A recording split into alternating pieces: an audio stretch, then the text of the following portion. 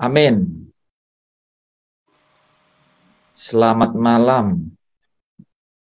Malam. Dan damai sejahtera bagi kamu sekalian. Haleluya. Karena damai sejahtera ini tidak dapat diberikan dunia kepadamu, karena dunia tidak memilikinya. Nah, damai sejahtera ini, saudara, adalah damai sejahtera yang memungkinkan engkau dan saya tetap aman di tengah-tengah tofan dan badai, ya. Sehingga pemazmur selalu berkata, ku ingin selalu bersekutu denganmu, menikmati hadiratmu. Kalau dalam terjemahan yang lain tuh saya lebih senang, dia bilang karyakan rohmu. Wah, saudara ya, pernah dengar terjemahan itu? Karyakan rohmu. Ya, lebih menarik kan? Tinggal dalam hidupku. Oh enggak, kalau yang karyakan rohmu tetap dalam hidupku. Nah, karena Daud bilang jangan mengambil rohmu daripadaku. Gitu. Ya. Karyakan rohmu. Kenapa harus roh ini berkarya dalam hidup saya dan saudara? Supaya hak saudara menjadi ahli waris, sungguh-sungguh menerima warisan. Saya itu termenung tadi siang memikirkan, apakah sungguh-sungguh ada orang yang punya hak waris tapi nggak dapat warisan?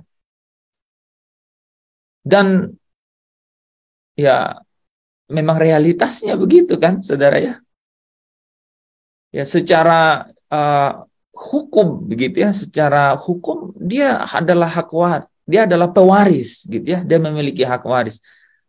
Tapi dia tidak dapat warisan. Nah, saudara tahu apa alasan-alasan kenapa dia tidak dapat warisan?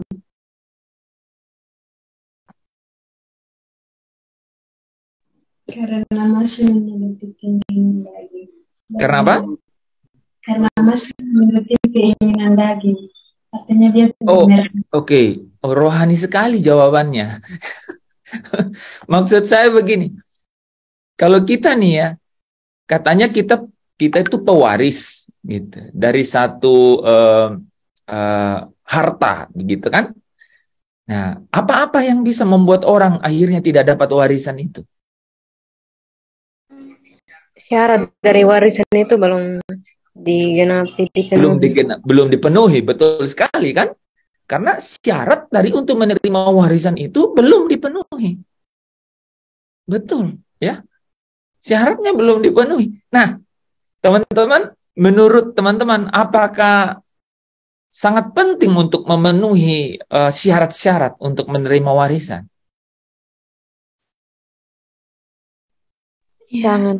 Sangat penting ya, sangat penting karena ya kalaupun kita punya hak waris, tapi kita tidak memenuhi syarat-syarat itu, maka kita nggak bisa terima warisannya. Wah, bagus ya, analoginya sangat bagus nih teman-teman. Allah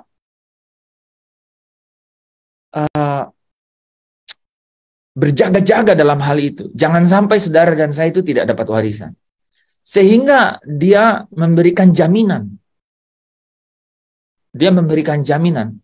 Satu-satunya tujuannya adalah supaya dapat saudara dan saya dapat memenuhi syarat itu. Supaya saya dan saudara dapat memenuhi syarat itu. Saudara dan saya dikasih eksausia, kuasa. Supaya saudara dapat memenuhi, ya, dapat memenuhi syarat-syarat untuk warisan itu. Dan dia kasih jaminan, saudara. Dan jaminannya itu adalah Roh Allah yang hidup. Nah, tahukah saya dan saudara bahwa Roh Kudus, Roh Allah sendiri, yaitu ketika Kristus, engkau menerima Kristus, maka Roh Kristus itu kemudian mengambil tempat dan berdiam dalam dirimu, Maka Roh Kristus ini, Roh Allah ini, Roh Kudus ini, saudara, dia yang kemudian menolong saya dan saudara untuk dapat memiliki kesempatan, kemampuan, memiliki kemungkinan gitu ya, untuk memenuhi syarat-syarat itu. Dan beberapa malam yang lalu, ya saudara, kita sudah membahas ya bahwa salah satu dimensi orang-orang percaya, kehidupan atau dinamika orang-orang percaya itu adalah ya ketika mereka memiliki satu keadaan ya di mana Roh Kudus membawa mereka kepada keadaan itu. Roh Kudus menuntun mereka kepada keadaan tersebut. Dan keadaan tersebut adalah yang disebut persahabatan yang karib dengan Allah. Jadi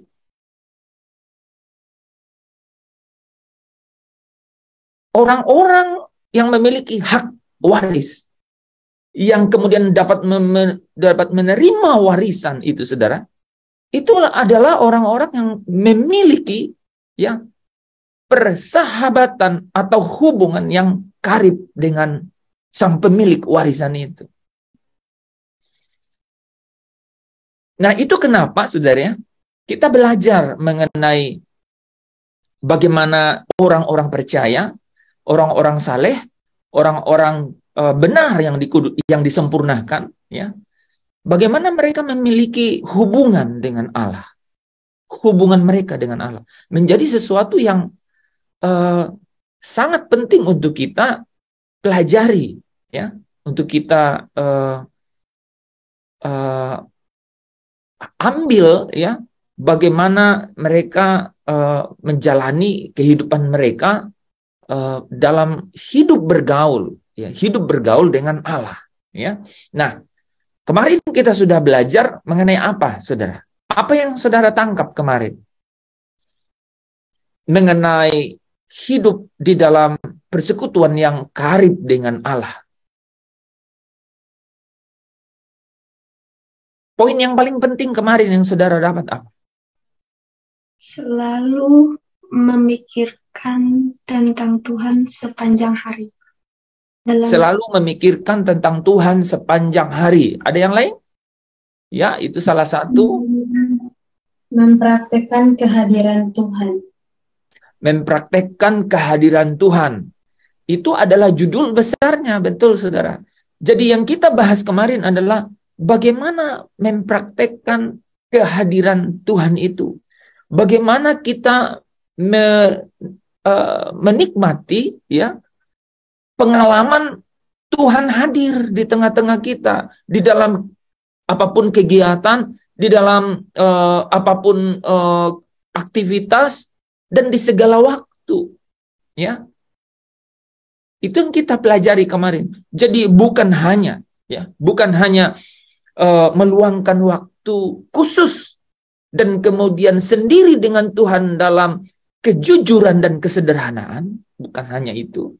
Tetapi Allah juga mau melihat atau ikut di dalam semua kegiatan, di dalam setiap aktivitas, baik itu kita makan, minum, baik itu kita sedang melakukan apapun yang lain, Allah mau ada di dalam setiap, segala, dan di setiap waktu untuk semua kegiatan itu. Itulah yang kita sebut satu tindakan menghormati Tuhan dan perjamuan dengan Allah. Ya. Kita sudah belajar mengenai hal itu. Nah, malam hari ini, saudara, ya, malam hari ini kita akan masuk dalam satu sesuatu yang lebih dalam, saudara. Kita belajar mengenai bagaimana hubungan itu semakin karib dengan Allah. Ada hal apa yang kemudian menjadi hal-hal penting sehingga hal itu membawa, mendorong kita untuk semakin karib dan semakin akrab, semakin intim dalam persekutuan dengan dia. Makanya saya kasih judul di belakang saya itu menginginkan hubungan yang semakin karib dengan Allah. Ada 4 poin, tapi kita akan bahas 1 malam hari ini. Karena yang penting tuh saudara ya, kita mencari dan menemukan, kemudian mengalami. Itu yang penting. Amin saudara. Kita mencari ya, kita mencari. Karena kita mencari, kita bisa ketemu. Dan kalau kita sudah ketemu, bagaimana kalau kita mengalami? Karena ketika kita mengalami, maka kekayaannya.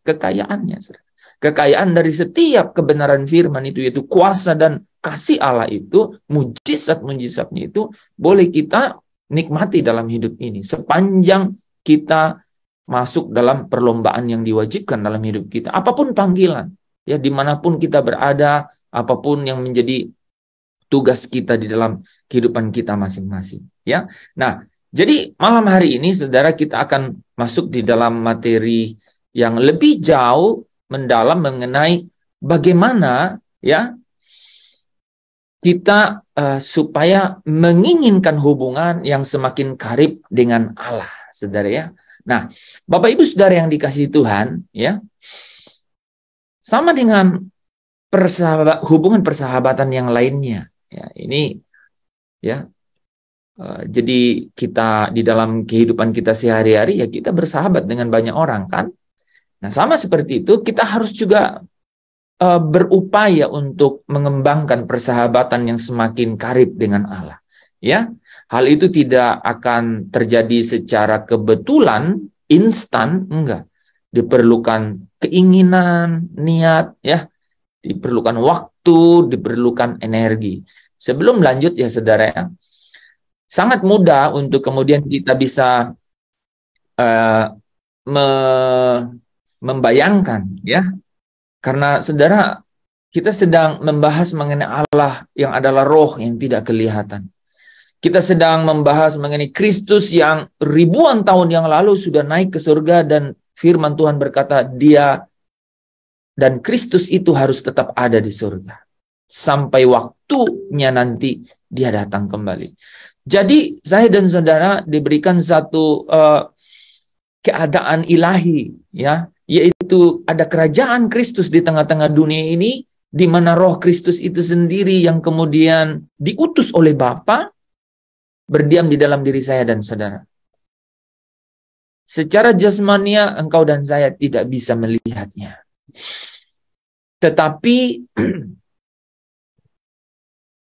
engkau dilengkapi dengan mata hati yang terang. Engkau dilengkapi dengan mata hati yang dapat melihat apa yang tak dapat kelihatan. Nah, kalau demikian, kalau kita bandingkan gitu ya, persahabatan di dunia ini, saudara ya, bersahabat dengan orang-orang ya, tentu saja di dunia ini gitu ya, karena ada orang yang bersahabat dengan makhluk lain, saudara ya, dengan binatang peliharaan, ada loh saudara ya. Jadi dia lebih dekat dengan binatang peliharaan dibanding dengan manusia gitu.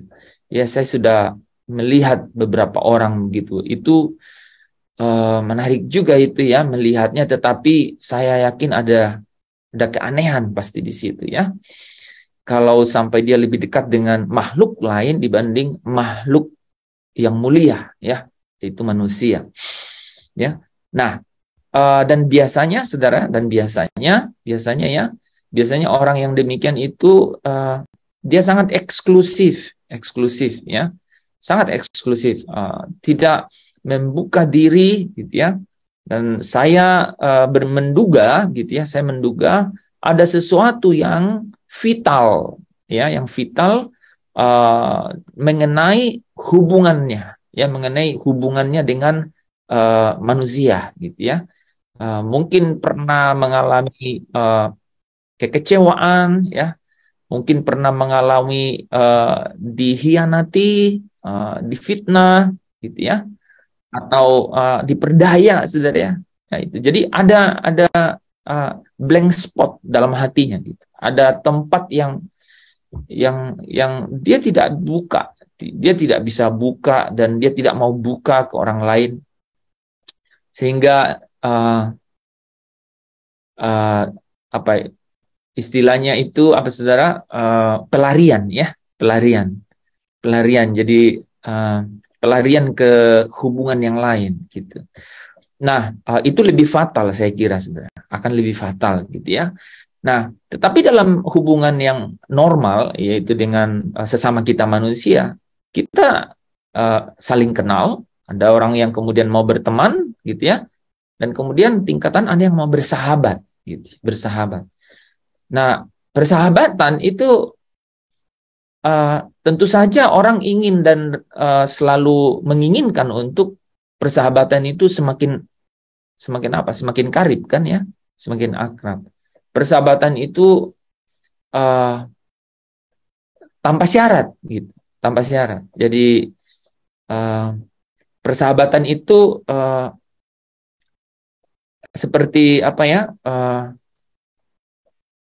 Ya orang yang kemudian memiliki hubungan yang kemudian sampai pada saling ingin berkorban, gitu kan? Berkorban tanpa pamrih, betul ya? Gitu. Satu tingkatan, ya, satu tingkatan kita ingin gitu. Nah, itu perlu niat, perlu niat, ya, perlu waktu, perlu daya, gitu ya. Diusahakan intinya, diusahakan, ya. Tidak terjadi sekonyong-konyong begitu kan. Tidak terjadi seketika atau instan gitu. Nggak terjadi begitu. Tidak juga bahwa satuannya terhadap waktu yang lama begitu ya. Nggak juga. Tetapi saya melihatnya itu adalah kualitas gitu kan. Kualitas. Dan kita tahu sendiri gitu ya bahwa hubungan seperti itu sangat terkait dengan kalau seseorang yang lain ya, seseorang yang lain di dalam hubungan tersebut gitu ya, mau berkorban untuk yang lainnya, maka tanpa pamrih, maka persahabatan itu semakin akrab. Ya, sampai memori dan diingat lama gitu ya. Bahkan dia bilang ya kadang orang bilang ini adalah hubungan yang tidak akan pernah terlupakan gitu ya. Nah, saudara mau punya hubungan yang tak terlupakan dengan Bapa Allah yang pemilik semesta? Mau ya? Ya. Nah, saudara, kita kalau mau berarti kita harus menginginkannya, ya, menginginkannya dengan sangat gitu. Nah, ada 4 hal yang saya catat, saudara ya, bagaimana kita dapat memiliki hubungan yang dapat terus diingat gitu ya, semakin karib dengan Allah ya. Yang pertama adalah sikap yang jujur dalam menyuarakan perasaan kita dengan Allah.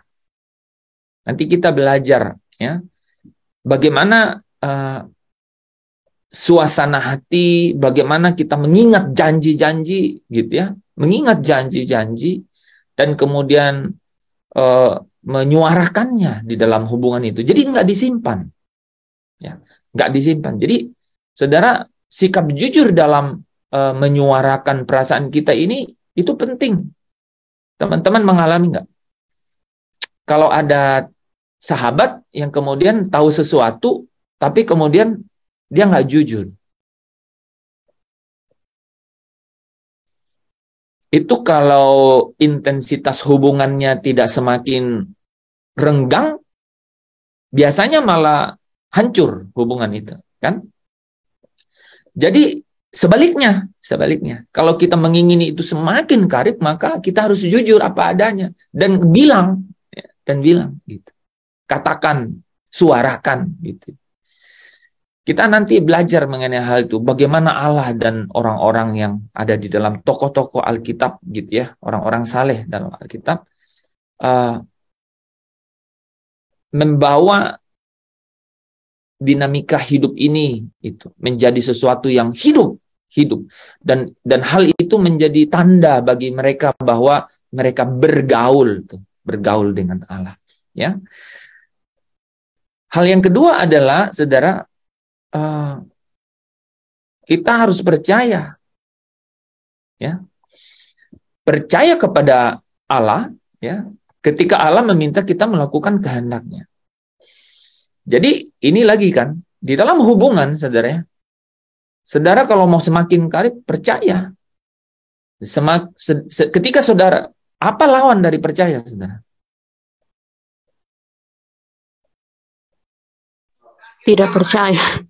Tidak percaya, betul. Nah, kira-kira tidak percaya itu apa sih unsur-unsur yang membuat tidak percaya? Ada kecurigaannya. Ketika kita mencurigai, maka rasa percaya itu menjadi luntur, ya. Tidak percaya karena tidak mengenal, ya. Kalau ini kan sahabat nih, Pak. Kita bicara ini sahabat, bagaimana supaya karib, intim, gitu. Jadi kita nih udah ngomong kelasnya Abraham, Ayub nih. Kita udah ngomong di sini nih ya. Jadi teman-teman, saya ulang lagi ya. Saya ulang ya. Saya ini jangan pernah lupa ya. Bahwa gini ya, bahwa kita terhubung dengan Allah. Itu bukan kita yang mengusahakan. Ingat ya. Jadi jangan sampai ada kata-kata gini, bagaimana kita dapat mengusahakan hubungan yang baik dengan Allah? Nggak bisa diusahakan. Saya ulang nih saudara ya, banyak kalimat-kalimat yang seperti sudah biasa kita ucapkan, tapi ini ya, bagaimana kita mengusahakan hubungan dengan Allah? Nggak bisa kita usahakan. Manusia tidak ada yang mencari Allah. Jadi hubungan dengan Allah, makanya materi ini saya sampaikan setelah roh yang menghidupkan. Nggak bisa disampaikan nih, kalau itu belum disampaikan. Dia pasti jadi salah jalan. Seperti filsafat dunia atau motivasi-motivasi yang biasa. Yang saudara, yang tidak punya kuasa, nggak punya kuasa di dalamnya. Karena apa? Karena kata-kata manusia kan. Nah, semua ini harus berdasarkan kebenaran. Dan kebenaran itu firman itu bukan terdiri dari kata-kata, tetapi terdiri dari hidup dan kuasa, ya, hidup dan kuasa. Ya, jadi kita ini punya hubungan dengan Allah karena Allah yang punya inisiasi. Inisiatornya tuh Allah. Ingat itu saudara ya. Allah yang punya inisiasi sehingga kita terhubung dengan Dia. Ini dalam bahasa yang lebih teologis, saudara pasti sudah mengerti. Berulang-ulang saya bilang kan, waktu kalau mau percaya, materai, dibaptis, ditenggelamkan, diperlengkapi. Wah, saudara udah harusnya belajar di roh yang menghidupkan kan. Sekarang saya bawa ke dalam dinamika hidup sehari-hari. Jadi ini bukan kata-kata atau filsafat yang kemudian sama dengan yang dunia punya, enggak, sama sekali. Ya, jadi ini diangkat dari benar-benar Yesus berkata, kamu bukan lagi hamba, tapi sahabat. Kenapa bisa? Karena bukan budak. Amin, saudara. Jadi Yesus bilang, tetapi kamu diberi roh. Ya, Roh Kudus. Yang membuat kamu terhubung. Yang membuat kamu hidup. Roh yang menghidupkan.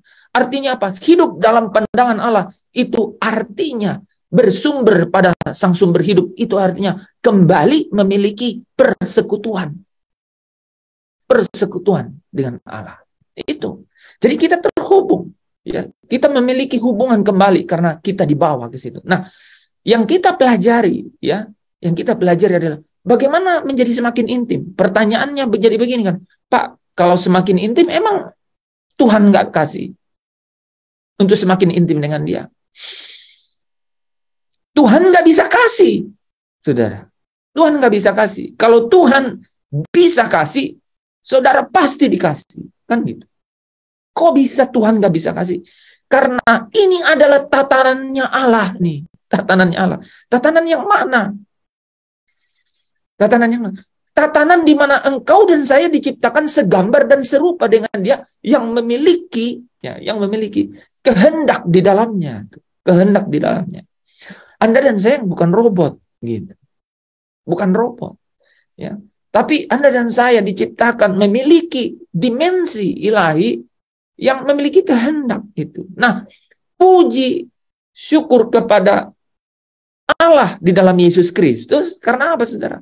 Rupanya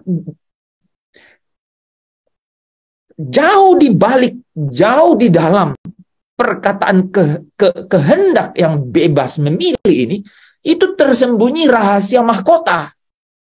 Yaitu apa? Saudara bisa memilih sesuatu yang membuat saya dan saudara bernilai tinggi, bernilai mulia. Itulah yang dimaksudkan saudara akan kemudian menerima yang namanya kemuliaan.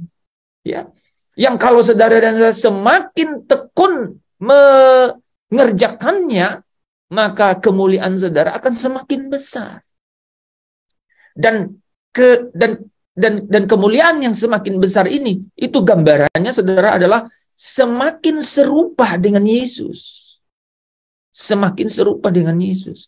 Ada jalan derita yang kau lewati, difitnah, dihianati, diperdaya. Itu adalah jalan ketaatan untuk derita yang Yesus juga harus lewati. Sekalipun dia adalah anak. Sekalipun engkau dan saya juga adalah anak Allah, huios. Tapi engkau dan saya harus taat. Harus melewati, kan. Di dalamnya tersimpan satu rahasia. Itu rahasia kemuliaan. That's it. Full stop. Titik. Glory. Ini mengenai glory. Saudara nggak mungkin dapat kemuliaan, saudara dan saya. Tidak mungkin dapat kemuliaan orang-orang percaya, orang-orang kudus, orang-orang benar. Nggak mungkin dapat kemuliaan, ya, yang kemudian dapat membawa mereka mengambil bagian di dalam kemuliaannya Kristus. Saya ulangi kata-kata itu, saudara.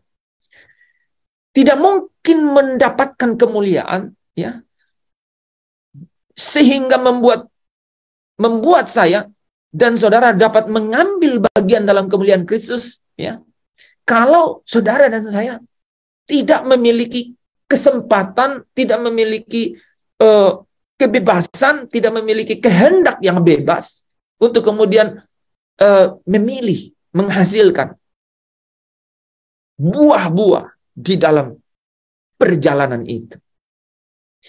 Dan saudara tahu nggak? Saudara tahu nggak? Rahasia yang lebih besar di balik itu adalah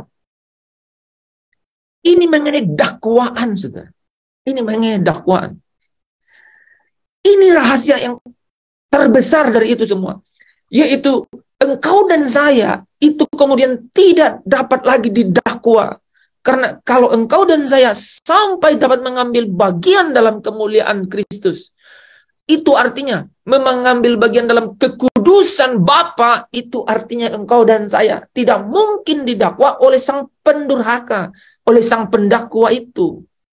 Dan itulah yang dimaksudkan dengan kemenangan Kristus di tengah dunia. Yaitu ketika anak-anaknya, murid-muridnya, itu sungguh-sungguh dapat mengambil bagian di dalam itu. Sehingga engkau dan saya yang memiliki hak sulung roh, sungguh-sungguh menjadi salah satu yang sulung. Karena Kristus sudah menjadi yang sulung di antara banyak saudara. Nah itu saudara, ya. Engkau menjadi berkelas seperti ke-24 tua-tua yang ada di tahta itu. Kenapa saya katakan begitu, saudara? Karena saudara akan duduk bersama dengan Yesus di tahtanya, sama seperti Yesus duduk bersama Bapa di tahtanya. Jadi yang kita bahas sekarang ini, saudara, itu adalah bagaimana kita menjalani dinamika kehidupan rohani dalam hubungan. Ketika engkau dimeterai dengan roh Allah, ya, sehingga engkau menjadi anak Allah, dan engkau dapat berseru kepadanya, ya Abah, ya Bapa. Ya Abah, ya Bapa. Maka ini pasti menjadi satu hubungan. Dan hubungan ini, saudara bisa lihat dari situ. Itu diinisiasi oleh Allah sendiri. Sekarang Allah mau supaya ketika engkau dan saya menjalaninya dalam hidup sehari-hari, ya, engkau menjadi semakin karib dan intim dengan Dia. Engkau semakin menjadi dimuliakan, ya, yaitu dengan kekayaan kemuliaan dalam kehidupan setiap hari.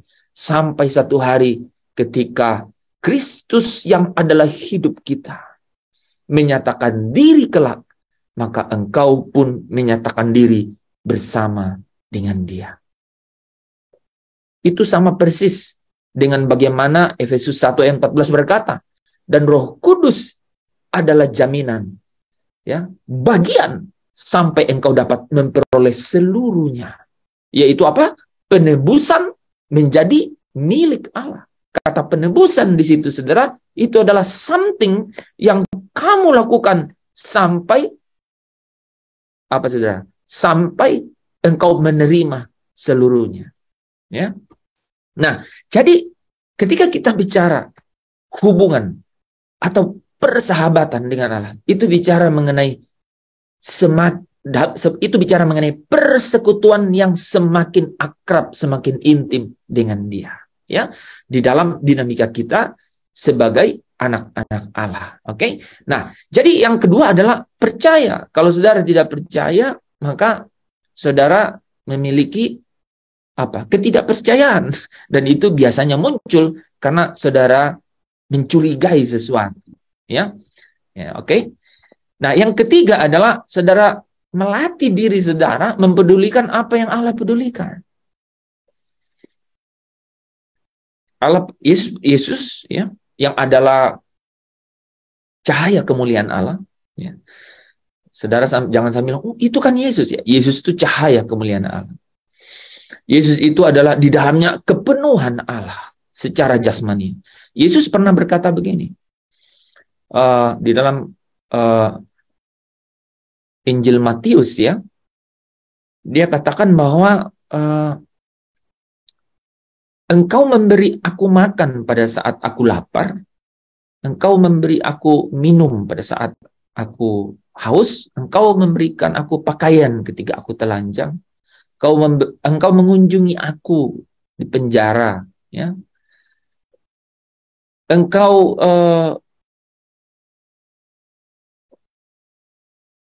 jadi waktu Yesus berkata begitu, saudara, ya, itu artinya dia peduli dengan hal-hal yang lain. Dan kemudian ada kemudian orang yang mendengarkan itu berkata, kapankah kami memberikan engkau makan? Kapan kami memberikan engkau minum? Kapan kami memberikan engkau pakaian? Kapan kami mengunjungi engkau di penjara? Yesus bilang, ketika engkau melakukannya kepada salah satu dari hambaku yang paling hina ini, engkau melakukannya untuk aku. Saudara bisa tangkap? Yang memberikan, katanya apa? Secangkir air, ya, kepada hambaku yang hina ini, dia tidak akan kehilangan upahnya dalam kerajaan.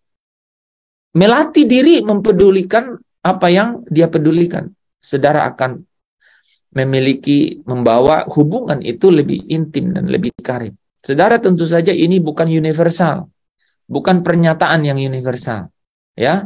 Jangan saudara ikut-ikut baksos, ya, gitu ya. Jangan tiba-tiba nih, saudara, ya. Maksud saya tiba-tiba ikut karena dorongan dari antusiasme gitu, atau kemudian karena didorong oleh kebersamaan begitu. Jangan, saudara. Tanya sama hatimu, ya. Saya ingat, ya, berpuasa itu salah satu definisinya adalah apa, saudara? Membagi rotimu gitu, ya, kepada orang-orang miskin gitu. Tapi nggak boleh universal. Karena apa? Kita bicara hubungan nih. Tuhan sedang bicara nggak sama kamu, ya? Ini bukan social action gitu, ya, bukan aksi sosial, bukan. Ini adalah when God tell you, ketika Tuhan bicara dengan engkau, jangan sampai menahan gitu, ya. Jadi kita melatih diri mempedulikan apa yang dia pedulikan. Nah, yang terakhir, saudara, adalah sungguh-sungguh kemudian, ya, terakhir nih, ya, benar-benar menginginkan persahabatan dengan Allah itu lebih dari segala-galanya, lebih dari segala-galanya. Saudara bisa lihat gradasinya, ya, gitu, ya. Gradasinya pertama, ya, memiliki sikap yang jujur di hadapan Allah. Jujur itu original, ya. Apa adanya, ya. Kalau saudara kesal, saudara kepahitan, saudara marah di hadapan Tuhan, gitu kan? Kan ada Ayub tuh marah karena penderitaan, ya. Tapi karena dia jujur, Allah bela dia terhadap teman-temannya tuh yang menghujat, gitu ya, saudara. Yang kedua adalah ketika dia berkehendak, percaya pada kehendaknya. Ya, saudara udah jujur nih, ngomong apa adanya, udah, ya. Ketika dia berkehendak, percaya. Karena apa? Allah, ya, Allah merancangkan, ya, kebaikan untuk hidupmu, kan?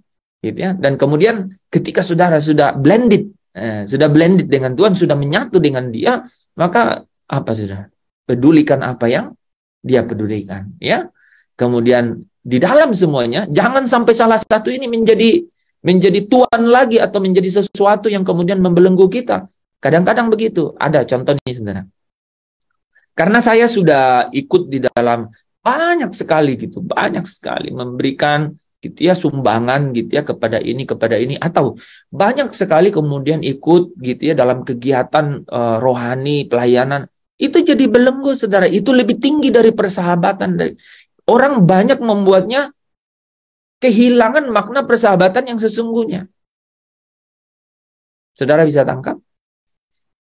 Ada keadaan di mana orang bisa menukar persahabatan ini dengan aktivitas rohani, gitu ya. Oke? Atau bahkan aktivitas sosial, gitu. Dengan aktivitas sosial, ya. Nah, ini makanya bagian keempat itu saya menyebut bahwa menginginkan persahabatan atau hubungan karib dengan Allah itu di atas segala-galanya. Oke? Nah, mari kita lihat salah satu, saudara, ya, beberapa case di dalam Alkitab, ya. Malam hari ini kita hanya belajar mengenai bagaimana jujur di hadapan Allah. Hal apa yang menjadi tembok penghalang besar orang memiliki keintiman? Saudara tahu nggak apa? Apa yang paling menjadi masalah terbesar, gitu ya, orang bisa memiliki keintiman? Orang bisa jadi teman loh, pura-pura jadi teman ada. Tapi apa penghalang sampai orang nggak bisa memiliki intim? Tidak jujur. Jujur mengenai apa, Pak? Mengenai hatinya tidak terbuka. Iya, tidak terbuka, tidak jujur, gitu ya. Tapi setelah dia jujur, setelah dia terbuka, Pak, tapi masih ada penghalang. Apa tuh? Pasti saudara tahu. Pasti saudara tahu. Pengkhianatan, ya, Pak. Oke, Bu Maria udah sebut, ya. Nah, pengkhianatan itu, Bu Maria, apa? Apa yang tersisa dari pengkhianatan, Bu? Tersisa. Apa hasilnya biasanya?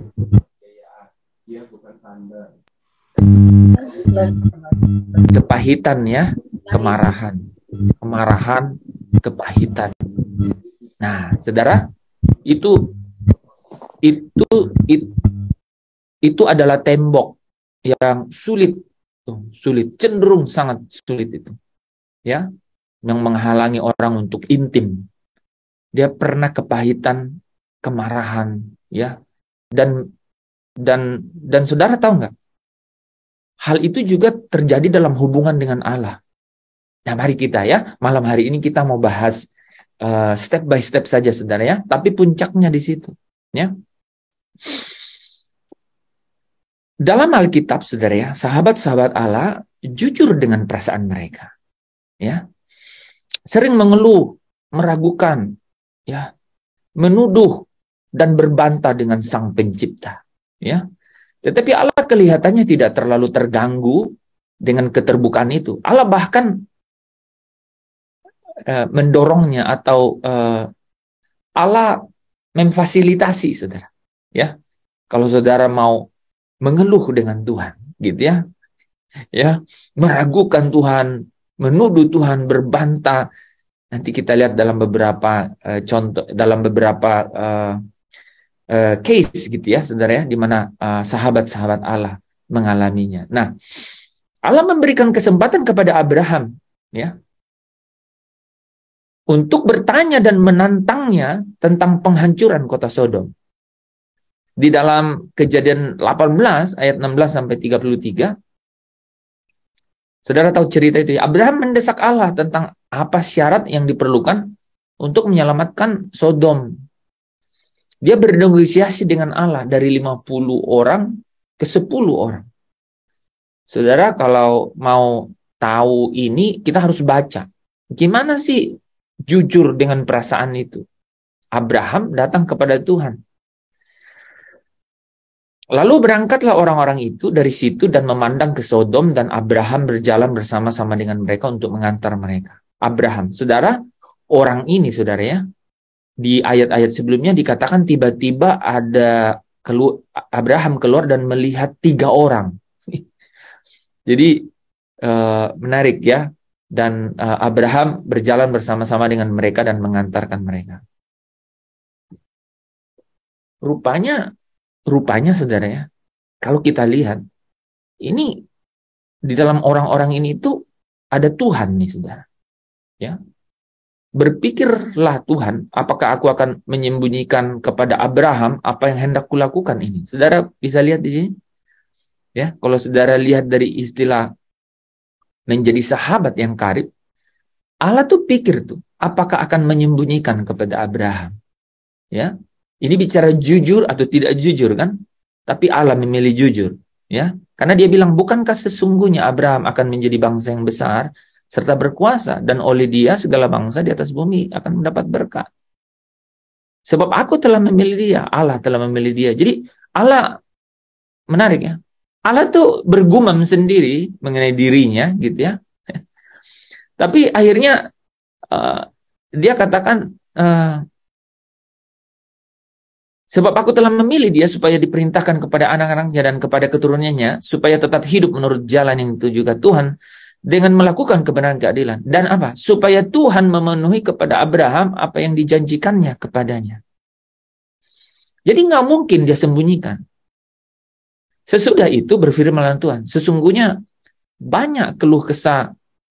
Jadi akhirnya dia mau buka kan? Dia mau kasih tahu.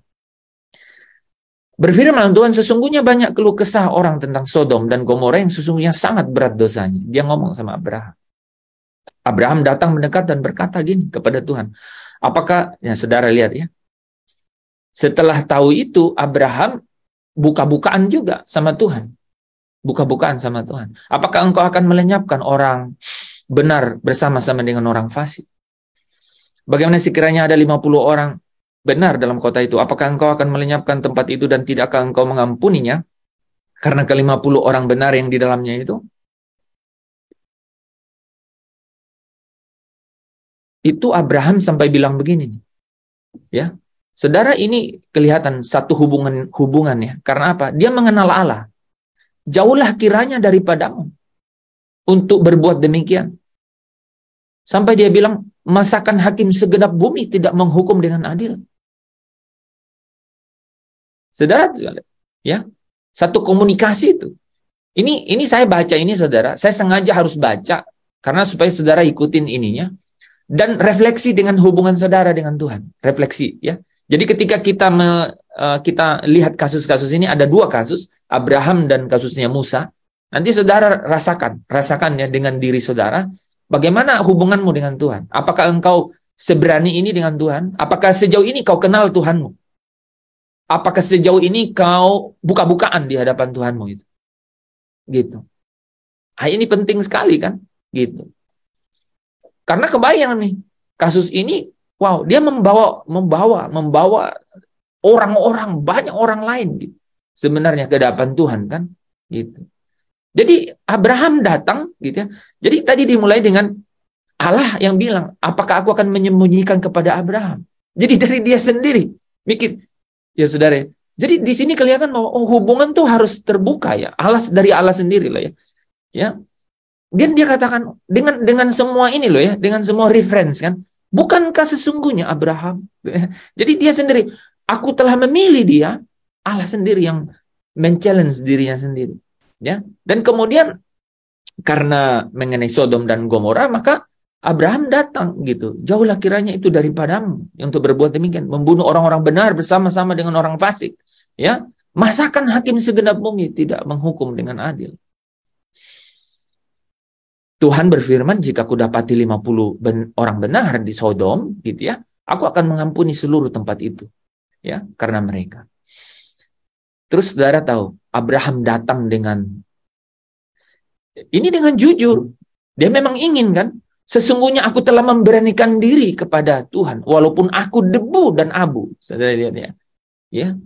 Adakah di hari-hari hidup kita itu kita bisa datang sama Tuhan dengan spirit seperti ini, ya?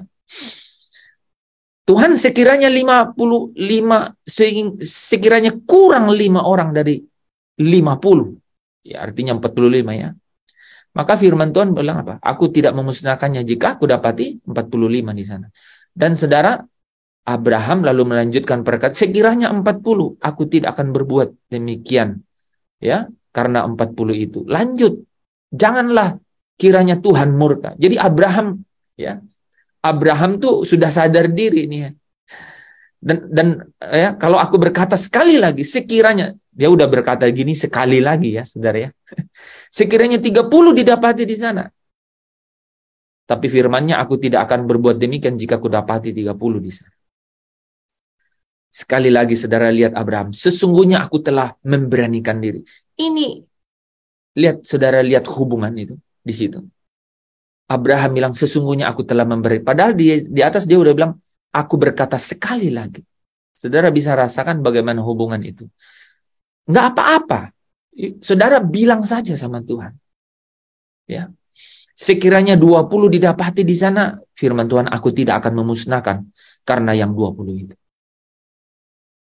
Saudara lihat, Abraham bilang sekali lagi, aku telah memberanikan diri, dia nambah saudara. Janganlah kiranya Tuhan murka.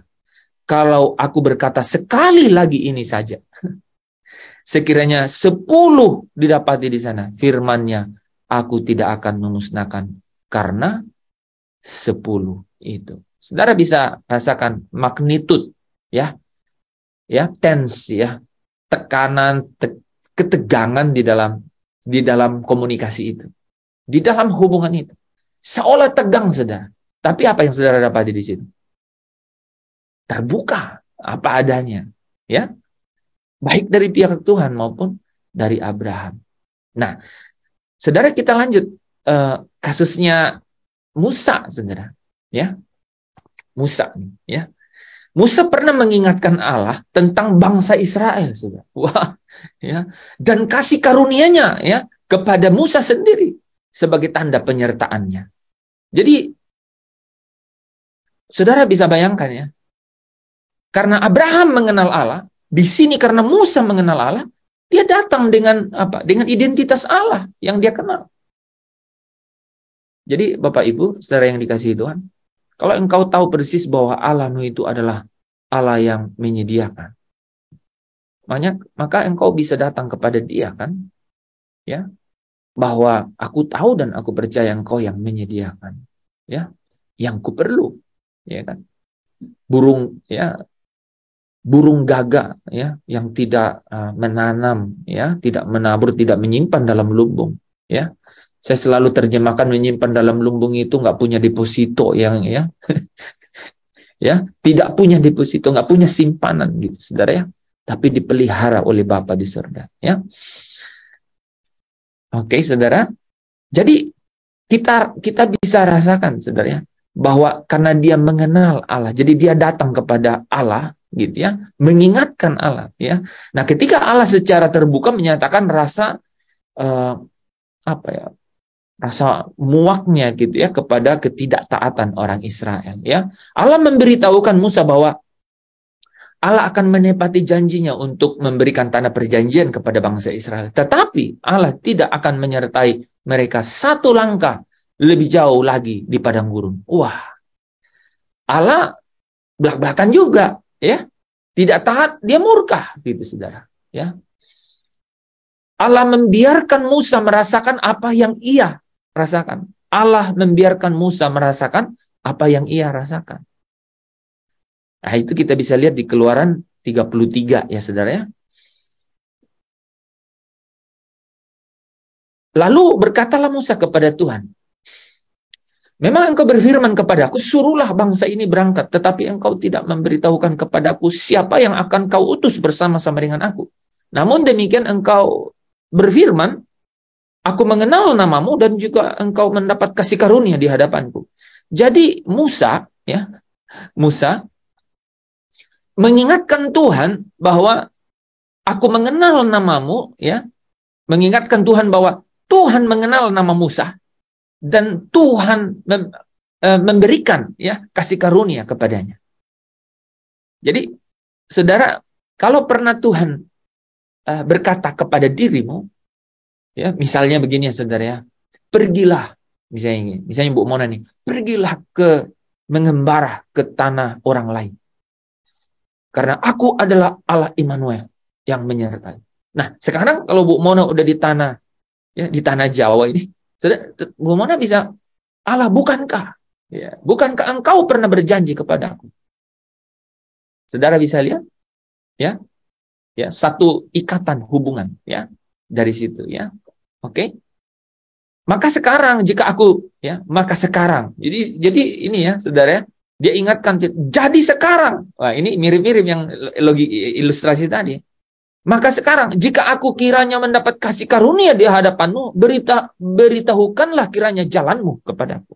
Wah, sehingga aku mengenal engkau, supaya aku tetap mendapat kasih karunia di hadapanmu. Saudara bisa lihat dua kata ini sebenarnya udah diulang di atas. Ya. Namun demikian, Allah berfirman bahwa Musa itu mengenal, ya, bahwa Allah itu mengenal nama Musa. Allah itu mengenal nama Musa. Dan Allah itu memberikan kasih karunia kepadanya. Tapi di sini saudara, ya, di sini Musa mengulang, ya, kata itu dengan intensitas, ya, yang lebih. Dia bilang, jika aku kiranya mendapat kasih karunia di hadapanmu, padahal dia sudah mendapatkan. Beritahukanlah kiranya jalanmu kepadaku, sehingga aku mengenal engkau. Supaya aku tetap mendapat kasih karunia, di hadapanmu. Ingatlah bahwa bangsa ini tuh umatmu. Wah, saudara bisa. Dia mengingatkan Allah. Ya. Lalu ia berfirman, aku sendiri. Nah, saudara ya.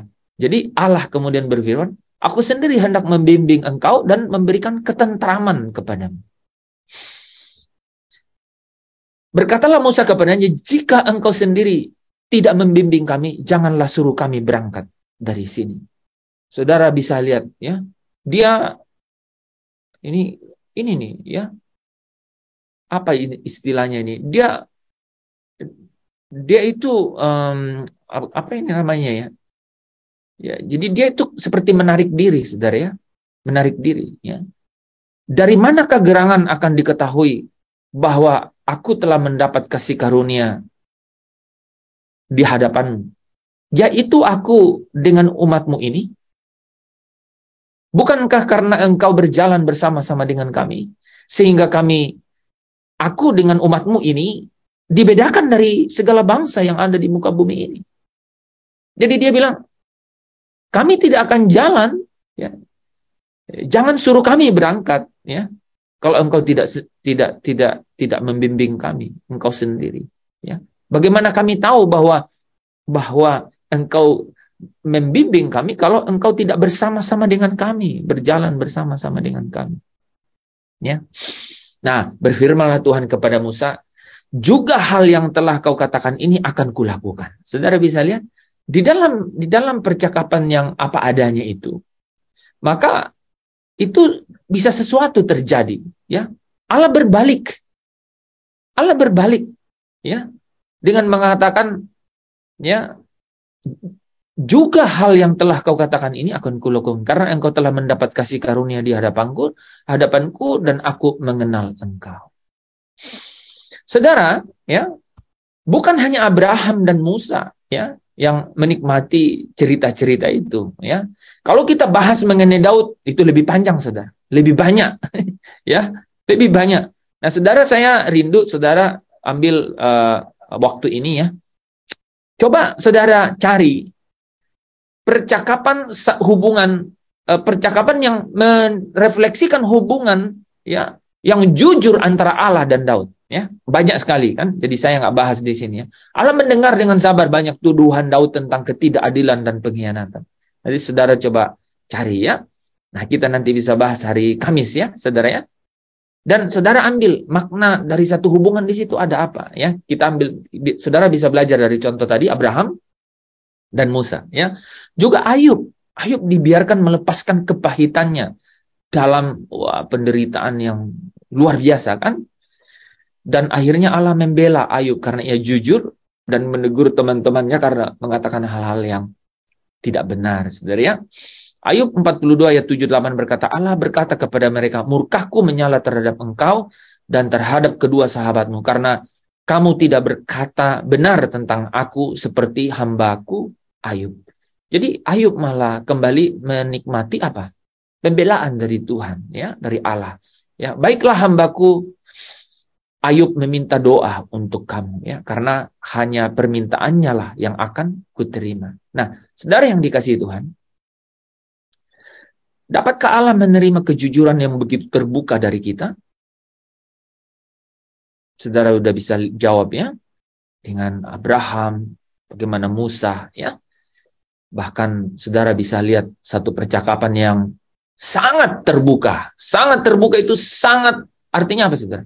Sesuai dengan pengenalanmu, ya, akan Allah, ya. Persahabatan yang karib dibangun atas keterbukaan, ya. Kalau saudara tidak terbuka, apa yang terjadi?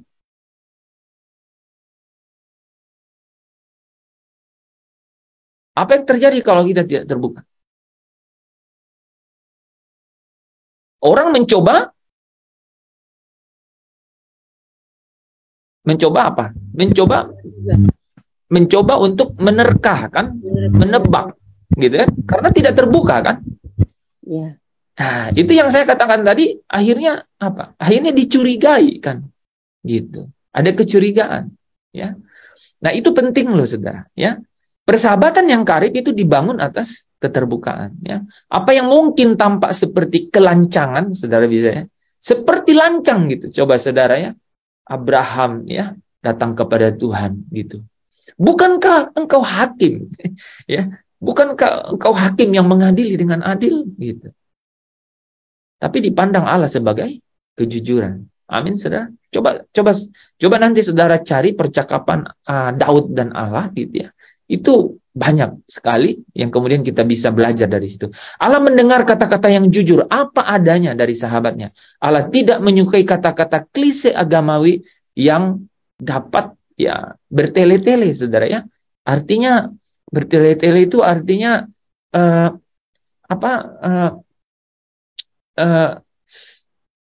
namanya itu inilah, saudara.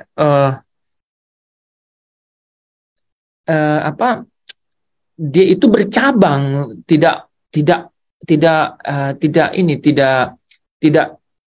straight to the point, gitu. Tidak straight to the point, tidak langsung ke poinnya, gitu, ya. Bertele-tele itu tidak straight to the point. Kenapa? Berbasa-basi. Iya, berbasa-basi, saudara, ya. Oke. Nah, untuk menjadi sahabat karib Allah, ya, kita harus jujur kepada Allah, ya. Kita udah lihat contohnya, ya. Membagikan perasaan kita yang sebenarnya, bukan apa yang kita pikir seharusnya dikatakan atau dirasakan, gitu, ya. Nah, kita harus mengakui bahwa apa, saudara, kemarahan atau kepahitan yang tersembunyi kepada Allah dalam aspek-aspek tertentu dalam kehidupan kita, di mana kita telah merasa kecewa dan difitnah atau diperdaya, kita harus akui. Nah, ini pastoral message-nya di sini, saudara. Ini adalah berita pengembalaannya di sini, ya. Kita harus akui, mungkin ada di dalam kehidupan kita. Saudara kalau tahu, ada banyak hal yang mungkin membuat itu. Ada orang yang marah, menyimpan kemarahan karena masalah fisik. kekurangan fisik or disability, ya, cacat lahir apapun itu, ya. Dia melihat orang lebih ganteng dari dirinya, lebih pintar dari dirinya, lebih, ya, hal-hal fisik, saudara. Itu bisa menyimpan sesuatu. Latar belakang keluarga di mana lahir, tempat lahir, ya, latar belakang hubungan dalam keluarga, gitu ya. Kenapa aku harus dilahirkan dari broken home, misalnya, ya? Itu orang menyimpan itu. Dan sebelum itu diselesaikan, sulit sekali untuk apa? Memiliki keintiman. Apakah memiliki hubungan? Pasti. Tapi kemustahilan untuk memiliki keintiman. Ya. Doa yang tidak dijawab. Saudara pernah ada doa yang tidak dijawab? Siapa yang doanya pernah tidak dijawab? Semua dijawab. Ada yang doanya pernah tidak dijawab.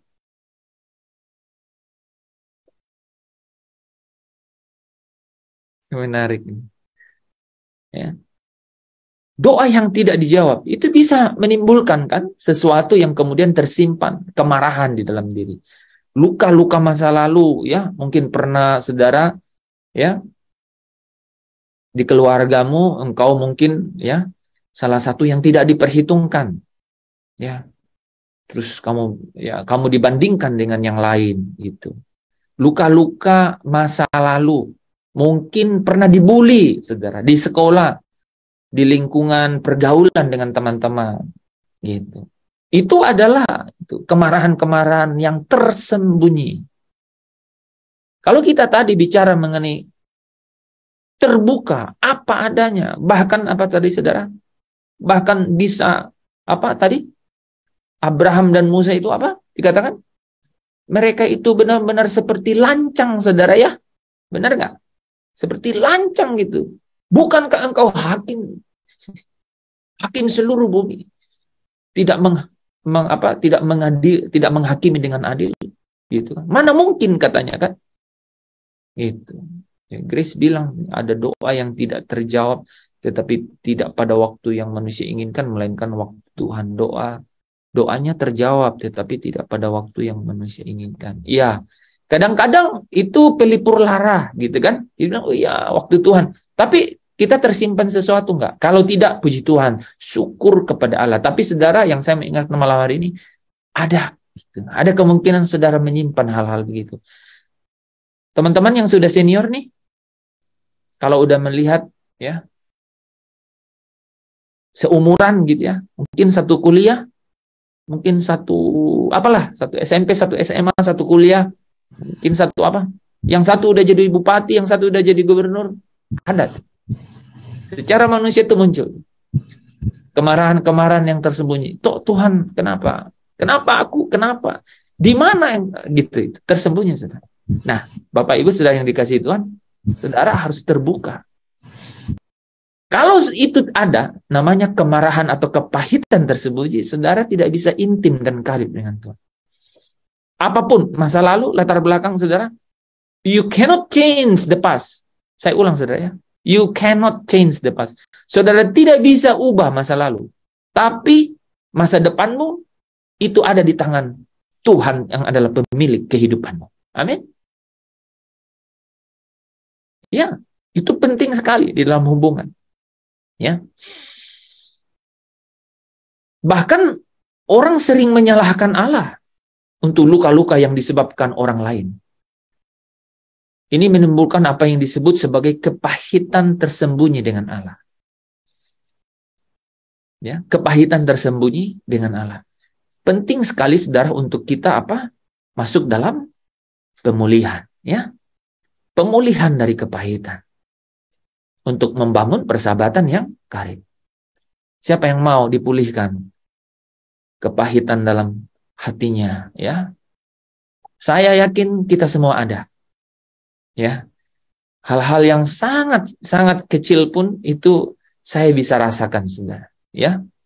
Kita kadang melihat rumput tetangga jauh lebih hijau dari rumput di depan rumah, saudara, ya. Saya secara pribadi saja, saudara, ya, itu secara jasmani itu bisa timbul, saudara. Makanya kita senang sekali belajar Roma pasal 7, ya, bahwa apa, saudara? Bahwa di dalam daging itu, saudara, ada kodrat yang membangkitkan keinginan-keinginan. Saudara akan coba gitu untuk melihat orang lain. Kalau ketemu, ya, saudara, kalau kemudian keluar dan kemudian bertemu, secara mata jasmani yang melihat, saudara akan muncul hal-hal yang begitu. Nah, saudara harus rilis, ya, harus berdamai dengan Allah dalam hal-hal seperti itu. Kita harus dipulihkan dalam hal-hal kepahitan yang tersembunyi dengan Allah, ya. Saudara, saya mau katakan bahwa kepahitan adalah penghalang terbesar bagi membangun persahabatan yang karib dengan Allah. Sering kali pertanyaan yang muncul adalah, mengapa aku mau menjadi sahabat karib Allah kalau Allah membiarkanku mengalami semua ini? Kenapa? Gitu ya. Nah, jawabannya adalah, ya, kita harus menyadari bahwa Allah selalu bertindak untuk kebaikan kita, ya, walaupun itu menyakitkan dan kita tidak memahami, ya. Tak sekalipun melupakanku, kau menuntun langkahku,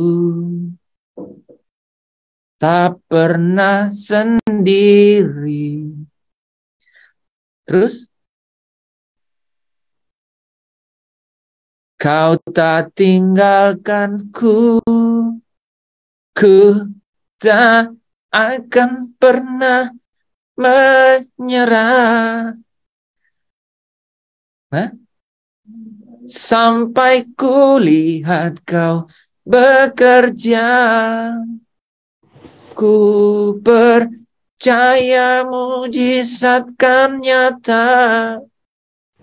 Terus, ku takkan berhenti percaya. Amin, saudaranya. Dia tidak pernah meninggalkan saya dan saudara, ya.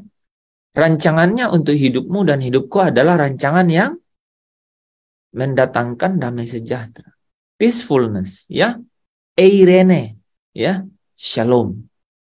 Amin, saudara. Pulihkan segala keadaan. Jadi ketika engkau, saya ulang, saudara, ya, sebenarnya ini bukan engkau karena Kristus ada di dalam engkau. Ketika keinginan-keinginan, ya, daging itu membangkitkan kepahitan, ya, atau potensi kemarahan dalam dirimu. Kenapa ini? Kenapa ini? Kenapa ini, Tuhan? Ya, Daud pernah berteriak seperti itu, ya. Daud pernah secara pribadi gitu, ya. Tapi jawaban untuk saya dan saudara adalah Allah mengerjakan segala sesuatu untuk mendatangkan damai sejahtera dalam hidupmu, ya. Walaupun itu tidak dapat dipahami, saudara, ya. Walaupun itu menyakitkan, malam hari ini saya sebagai hamba Tuhan ingin datang kepadamu menyampaikan berita dari surga bahwa Allah merancangkan damai sejahtera buat hidupmu. Amin, saudara? Amin. Kau terima itu dari tempat ini dan engkau akan dipulihkan oleh Tuhan. Haleluya, ya. Melepaskan kepahitan dan membuka perasaan kita, ya, adalah langkah pertama ke arah pemulihan. Kita terbuka di hadapan Tuhan, ya. Berteriak, dia mengerti bahasa dan tetesan air mata. Seperti yang dilakukan oleh banyak orang, ya, dalam Alkitab. Beritahukanlah kepada Tuhan bagaimana tepatnya perasaanmu, ya. Karena dia mengerti, ya.